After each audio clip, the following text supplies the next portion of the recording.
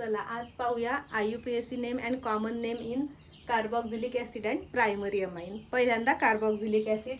Carboxylic ॲसिडचा general formula आहे RCOOH. त्याचं कॉमन नेम आहे इक ॲसिड. इक ॲसिड म्हणजे अल्केन ग्रुपला आपण इक हा प्रेफिक्स लावून ॲसिड देणार आणि IUPAC नेममध्ये अल्कॅनॉइक ॲसिड म्हणजे अल्केन मधला ई इज रिप्लेस बाय आइक ॲसिड. मग आता example, first example HC double bond OH formic acid. हे याचं कॉमन नेम झालं आणि IUPAC नेम आहे याचं. आता एक कार्बन आहे म्हणून methanoic acid. Second example CH3C double bond OH. याचं कॉमन नेम आहे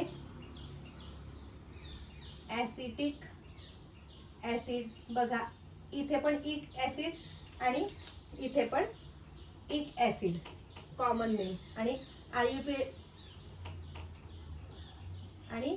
IUPAC नेम मध्ये येणार इथॅनॉइक ॲसिड आणि याच्यामध्येही इथॅनॉइक ॲसिड आणि इथेही इथॅनॉइक ॲसिड. थर्ड एक्झाम्पल आहे CH3CH2C डबल बॉन्ड OH. आता हा प्रोपेन आहे म्हणून प्रोपिओनाइक ॲसिड आणि याचं कॉमन नेम हे झालं. IUPAC नेम येणार आता 3 कार्बन म्हणजे प्रोपॅनॉइक ॲसिड. तर हे असे झाले कार्बोक्सिलिक ॲसिडचे नेम. आता बघूया प्रायमरी अमाइन्स. प्रायमरी अमाइन्स मध्ये आहे जनरल फॉर्म्युला RNH2. R म्हणजे any alkyl group. Common name आहे अल्किल अमाइन आणि IUPAC नेम आहे अल्कॅना अमाइन.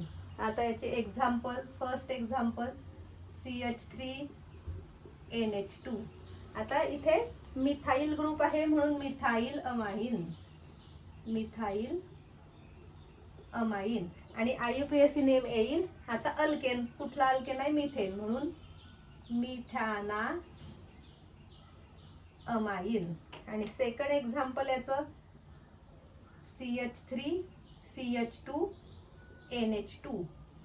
तर याचं कॉमन नेम येणार आहे इथाइल ग्रुप आहे म्हणून इथाइल अमाइन आणि IUPAC नेम आहे इथॅना अमाइन. आता बघा तुमच्या एक गोष्ट लक्षात आली असेल, जेव्हा फंक्शनल ग्रुप मध्ये R असतो तेव्हा आपण त्याच्या कॉमन नेम मध्ये अल्किल हे नाव देतो.